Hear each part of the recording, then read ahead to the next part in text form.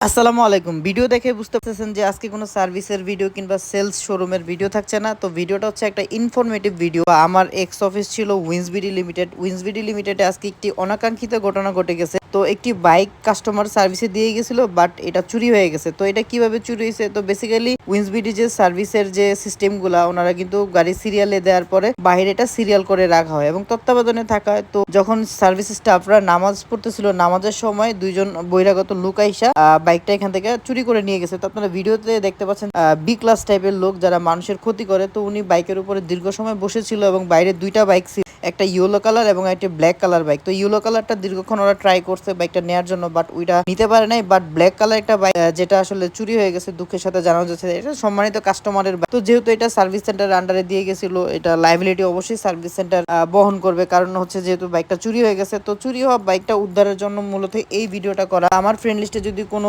সহৃদয়বান ব্যক্তি এই বাইকটি দেখেন কিংবা এই চেসিসের বাইকটি দেখেন, কাইন্ডলি একটু আমাকে ইনফরমেশন দিবেন এবং আমি ভিডিওতে কিন্তু তাদের সার্ভিস সেন্টারের নাম্বারটাও দিয়ে দেবো। তো আগে একটু বলে রাখি, এই সার্ভিস সেন্টারের লোকেশন হচ্ছে আপনার বাংলা মোটরে আপনার জনকণ্ঠ ভবনের পাশের গলিতে। এখানে সুজুকির অফিসিয়াল সার্ভিস সেন্টার, যেটাকে বলে 27 নিউ ইস্কাটনে। তো বেসিক্যালি এই বাইকটির নাম্বার হচ্ছে ঢাকা মেট্রো ল 670782। আমি যদি বাংলা একটু বলি 6707 এবং 82। চেসিসটা যদি আমি একটু বলি RMBL ED13F 164876 এবং ইঞ্জিন নাম্বার হচ্ছে BGA5-254608। তো এটা হচ্ছে একটা জিক্সার FIDX মডেল ব্ল্যাক কালারের। তো ওনার নাম হচ্ছে মেহেদি হাসান এবং ওনার বাবার নাম হচ্ছে আবুল হুসাইন। তো এই বাইকটি ইস্কাটনের এই রোড থেকে হারিয়ে গিয়েছে। তো কেউ যদি এরকম চেসিসের কোনো বাইক দেখেন বা কেউ যদি দেখে থাকেন যে আপনার বেচা কিনা হচ্ছে কোনো বাইক, তো আমি ভিডিওতে দেখতে পাচ্ছেন ট্যাক্স টোকেন, রেজিস্ট্রেশন এবং প্রতিটা ডকুমেন্ট কিন্তু দিয়ে দিছি। কাইন্ডলি কারো চোখে পড়লে অবশ্যই ওনাদের সার্ভিসের নাম্বারে যোগাযোগ করবেন কিংবা আমার পেজে